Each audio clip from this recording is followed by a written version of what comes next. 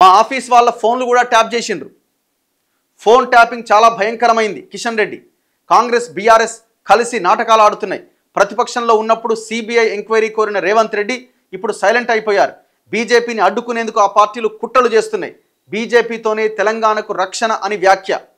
ఇప్పుడు కాంగ్రెస్ బీఆర్ఎస్ ఇద్దరు కలిసి కుట్ర చేస్తున్నారు అని ఎవరు మాట్లాడుతున్నారు?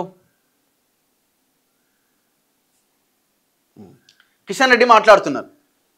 కిషన్ రెడ్డి ముందు ఒక అద్భుతమైన ఆప్షన్ ఉన్నది. ఇప్పుడు రేవంత్ రెడ్డి అంటున్నాడు, తెలంగాణ పోలీసులు ఉండగా సిబిఐ ఎందుకు, మేము చాలా అద్భుతంగా విచారణ చేస్తున్నాం అని రేవంత్ రెడ్డి అనుకుంటున్నాడు.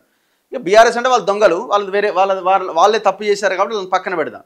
ఇప్పుడు బీజేపీ ముందు, ఇప్పుడు కిషన్ రెడ్డి అంటున్నాడు బీజేపీ ముందు ఆప్షన్స్ లేవా? బిఎల్ సంతోష్ ఫోన్ని కేసీఆర్ ట్యాప్ చేసిండు, అవునా కాదా?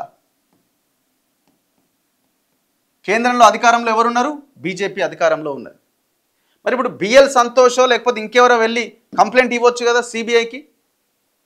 మీరు ఇప్పుడు రేవంత్ రెడ్డి వింటలేడు, సిబిఐకి ఒప్పుకోవట్లేదు, మీరు ఒక ప్రైవేట్ పిటిషన్ వేయొచ్చు కదా. ఇది రాష్ట్ర ఫోన్ ట్యాపింగ్ అన్నది రాష్ట్ర అంశం మాత్రమే కాదు, ఇది దేశానికి సంబంధించిన, దేశ భద్రతకు సంబంధించిన అంశం.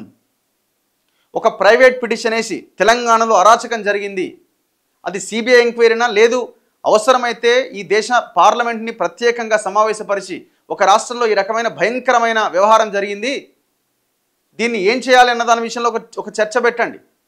కేంద్రం ఎంటర్ అయిపోయి దీన్ని ఎంక్వైరీ చేసే ప్రయత్నం చేయండి. 100% దొరుకుతారు.